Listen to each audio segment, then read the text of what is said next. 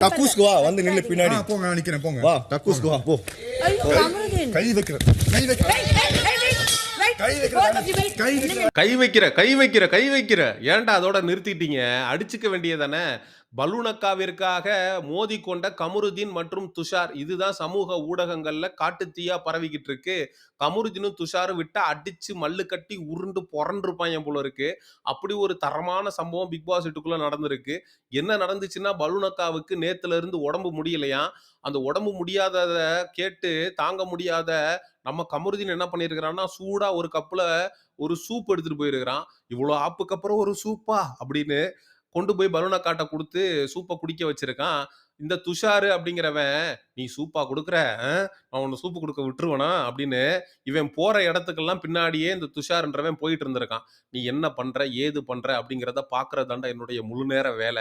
நீ கக்கூஸ் போனாலும் சரி, கக்கா போனாலும் சரி, உன் பின்னாடி நிழலாவே இருப்பேன்டா. அ உடம்பு முடியாம இருக்கு அந்த பொண்ணு, சூப்ப குடுத்து எப்படியாவது கரெக்ட் பண்ணிடலான்னு பார்க்குறியா? நான் 15 நாளா லவ் கன்டென்ட் குடுத்துக்கிட்டு இருக்கேன். அத கெடுத்து விடலான்னு பார்க்குறியா? அப்படின்னு துஷார்ன்றவன் கூடவே சுத்திட்டு இருந்திருக்கான். ஒரு கட்டத்துல என்ன ஆயிருச்சு, இந்த கமருதீனுக்கு கடுப்பாயிருச்சு. "டேய், எதுக்குடா நீ என் முன்னாடியே வந்துட்டு இருக்க? நான் பாட்டுக்கு வர்றேன். உனக்கு என்ன பிரச்சனை? இந்த வீட்டுக்குள்ள நான் வரக்கூடாதா உன் பின்னாடி? நான் கக்கூசுக்கு வரேன். அங்கேயும் வந்து நில்லு" அப்படின்னு சொல்லி, "போ கக்கூசுக்கு போ" அப்படின்னு புடிச்சு ஒரு தள்ளு தள்ளி விட்டான் துஷார. கடுப்பான துஷாரு, "எப்புட்றா நீ என் மேல கை வைக்கலாம்?" அப்படின்னு சொல்லி இவன தள்ளிட்டான். விட்டா 2 பேரும் அடிச்சுக்கிட்டு நாறி இருப்பாய்ங்க போல இருக்கு. இவ்வளவு ஒரு கேவலமான சம்பவம் பிக் பாஸ் வீட்டுக்குள்ள நடந்திருக்கு. அதுக்கப்புறம் நம்ம தலைவன் ஒண்ணும் சும்மா இல்ல. "டேய், நீ ஒரு பவுல்ல சூப் எடுத்து கொண்டு போய் குடுக்குறியா? நான் பார்றா 2 கையிலயும் சூப் எடுத்து கொண்டு போய் குடுக்குறேன்" அப்படின்னு 2 பவுல்ல தலைவன் துஷார் கொண்டு போய் ஆரோரா சின்க்ளேருக்கு சூப்பு குடுத்துருக்கான். மனசுல ஒண்ணும் இல்லாமயா? அந்த துஷார் மனத்திலயும் பாருங்களேன், ஏதோ ஒண்ணு இருந்திருக்கு. அப்போ துஷாரும் ஆரோரா மேல இன்ட்ரஸ்டடா தான் இருந்திருக்கிறான். அதாவது, "துஷாரு, நீயாவது இன்ட்ரஸ்டடா இருக்கிற. ஆனா இந்த கமருதீன் அப்படின்றவன் பிக் பாஸ் வீட்டுக்குள்ள வந்ததுக்கு காரணமே இந்த பலூனக்கா தான். என்னதான் விஜே பார்வதியோட சேர்ந்து இவன் 18+ கண்டென்ட் போட்டாலும், இப்படி சாப்பிடணும், அப்படி சாப்பிடணும், கவர் போட்டு சாப்பிடணும் அப்படின்னு சொன்னாலும், பலூனக்காவுடைய ஏக்கம் அப்படிங்கிறது இந்த கமருதீனுக்கு ஒரு ஓரமாக இருந்து கொண்டு தான் இருக்கு. ஆனா டேய், பிக் பாஸ் வீட்டுக்குள்ள 100 நாள் இருக்க போற கண்டஸ்டன்ட்டுக்காக நீங்க சண்டை போட்டிருந்தீங்கன்னா, நானே தலைமை தாங்கி அந்த பிக் பாஸ் கோப்பைய உங்க 2 பேருக்கும் வாங்கி குடுத்துருப்பேன்டா. ஆனா இந்த வாரமே பிக் பாஸ் வீட்ட விட்டு வெளியேற போற ஆரோரா சின்க்ளேருக்கு இவன் என்னடான்னா சூப்பு கொண்டு போய் குடுக்குறான். அவன் என்னடான்னா 2 பவுல்ல சூப்பு கொண்டு போய் குடுக்குறான். என்னடா பண்றீங்க? அந்த பொண்ணு தான்டா அன்அஃபிஷியல் வோட்டிங்ல ரொம்ப கடைசி இடத்துல இருக்கு. இது மட்டும் இந்த வாரம் கிளம்பி பிக் பாஸ் வீட்ட விட்டு டாடா, பாய் பாய்ன்னு சொல்லிட்டு போயிடுச்சுன்னா, துஷார் ஒரு மூலையிலயும், இந்த கமருதீன் அப்படின்றவன் ஒரு மூலையிலயும் உட்கார்ந்து ஒப்பாரி வைக்க ஆரம்பிச்சுருவாய்ங்க. ஆனா டேய் துஷாரு, அவன் கூட வந்து பார்வதியோட போயிருவான். அவன் ஏற்கனவே பார்வதியோட "சாப்பிடலாமா, சாப்பிடலாமா? கவர் போட்டு சாப்பிடலாமா? சாப்பிட வேணாம், சாப்பிட வேணாம். கவர் போட்டு சாப்பிட வேண்டாம்" அப்படின்னு அவங்க 18+ கன்டென்ட் பண்ணிக்கிட்டு இருக்காய்ங்க. துஷாரு, "உனக்கு அரோராவ விட்டா வேற யாரு?" அப்படிங்கிறது தான் அடிப்படையான கேள்வி. வேற யாரும் அங்க இல்ல ராஜா. ஆக மொத்தம் துஷாரோட கன்டென்ட்ன்றது ஆரோரா சின்க்ளேர நம்பி இருக்குது. இந்த வாரம் ஆரோரா சின்க்ளேர் பிக் பாஸ் வீட்டை விட்டு வெளியேற போவது உறுதி. அப்படின்னா அடுத்த வாரம் துஷாரு ஒரு மூலையில உட்கார்ந்து ஒப்பாரி வைக்க ஆரம்பிச்சிருவான். ஏன் அப்படின்னா, இவன் ஒரு பவுல்ல கொண்டு போய் சூப்பு குடுக்கறத பார்த்துட்டு, "நீ ஒரு பவுல்ல குடுக்குறியா? கொக்க மோனே பார்றா, நான் 2 பவுல்ல குடுக்குறேன்" அப்படின்னு கொண்டு போய் குடுக்கும்போதே தெரியுது, இவன் ஆரோரா சின்க்ளேர் மேல ரொம்ப வெறித்தனமான ஒரு இதோட இருக்கான் அப்படின்னு. அந்த பொண்ணு பிக் பாஸ் வீட்ட விட்டு வெளியில போயிடுச்சுன்னா, அதிகமாக பாதிக்கப்பட போற நபர் துஷார் தான். அப்ப துஷாரு, உஷாரு. பிக் பாஸ் அன்அஃபிஷியல் வோட்டிங்க பார்க்கும்போது தான் நமக்கு தெரியுது, கடைசி 2 இடத்துல ஆதிரை மற்றும் ஆரோரா சின்க்ளேர் இருக்காருங்க.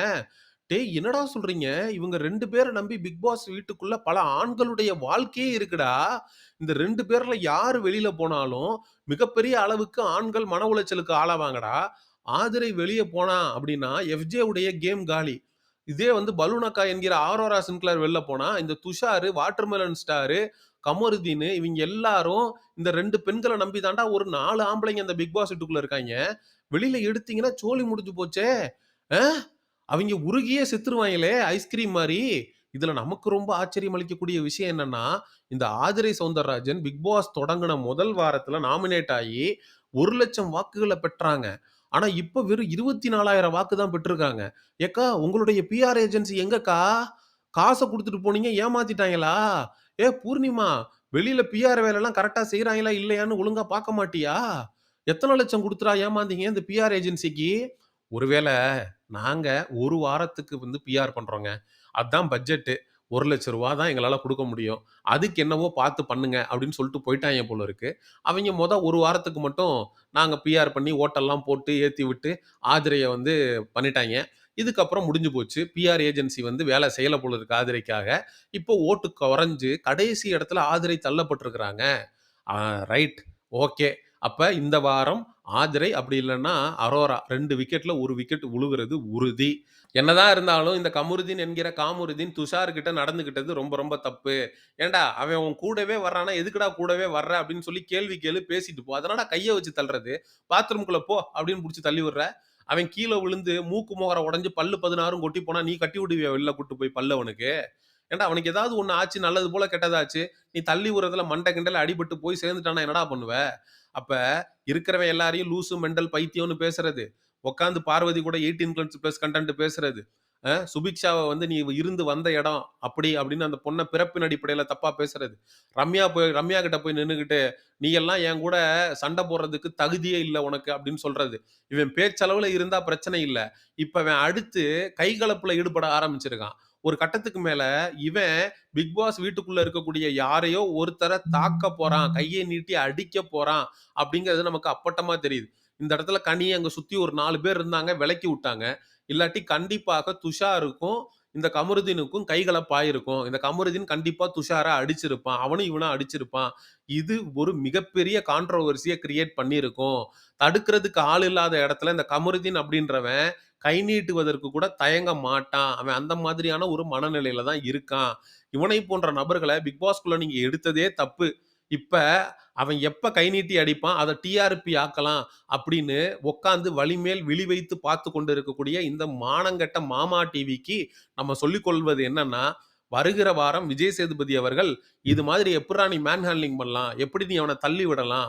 அப்படிங்கிறத அவன்ட்ட கண்டிப்பாக கேட்கணும். கேட்காம நீங்க கடந்து போனீங்க அப்படின்னா, கண்டிப்பாக அடுத்து வரக்கூடிய நாட்கள்ல அவன் யாரையாவது ஒரு ஆண்கள கை நீட்டி அடிப்பான். ஆண்கள் அடிக்கிறானோ இல்லையோ, பெண்கள கை நீட்டி அடிச்சுட்டான்னா என்ன பண்றது? ஆம்பளைங்கள விட்டுருங்க. யாரோ ஒரு பொண்ணுக்கும் இவனுக்கும் சண்டை வருது. பட்டுன்னு கை நீட்டிட்டான். என்ன பண்ணுவீங்கன்னா, அவ்வளோ சென்சிட்டிவா இருக்கான் அவன். புடிச்சு தள்ளி விடுறவனுக்கு பட்டுன்னு கை நீட்டி அடிக்கிறதுக்கு எவ்வளோ நேரம் ஆகும்? அப்ப இதெல்லாம் வந்து வன்மையாக கண்டிக்கணும். கூப்ட்டு வார்ன் பண்ணணும். எல்லோ கார்டாவது குடுக்கணும். இல்ல நான் அதெல்லாம் பண்ண மாட்டேன் அப்டின்னா, அவன் யாருனையாவது கை நீட்டி அடிச்சுட்டு, ரெட் கார்டு வாங்கிட்டு போயிடுவான். அதத்தானே நீங்க எதிர்பார்க்கிறீங்க? உங்களுக்கு டிஆர்பி வேணும். அதுக்கு ரெட் கார்டு குடுக்கணும். அதுக்கு எவனாவது உள்ள பிசிக்கல் வயலன்ஸ் பண்ணணும். இந்த கமருதீன பார்த்தா பிசிக்கல் வயலன்ஸ் பண்றவன் மாரி இருக்கான். ரொம்ப லூஸ் டாக் விடுறான். இவனால நமக்கு ஏதாவது சர்ச்சை, பிரச்சனைகள் கிடைச்சதுன்னா, நம்ம இவன பலி குடுத்துருவோம். நம்மளுடைய டிஆர்பிய ஏத்திக்குவோம். அப்படின்னு கேவலமான கணக்கு போட்டு இந்த சேனல் வந்து வேலை செஞ்சுகிட்டு இருக்கு அப்படிங்கிறது நமக்கு அப்பட்டமாக தெரிகிறது. விஜய் சேதுபதி அவர்களுடைய கண்ணில் படும் வரை இந்த வீடியோவ பகிருங்க.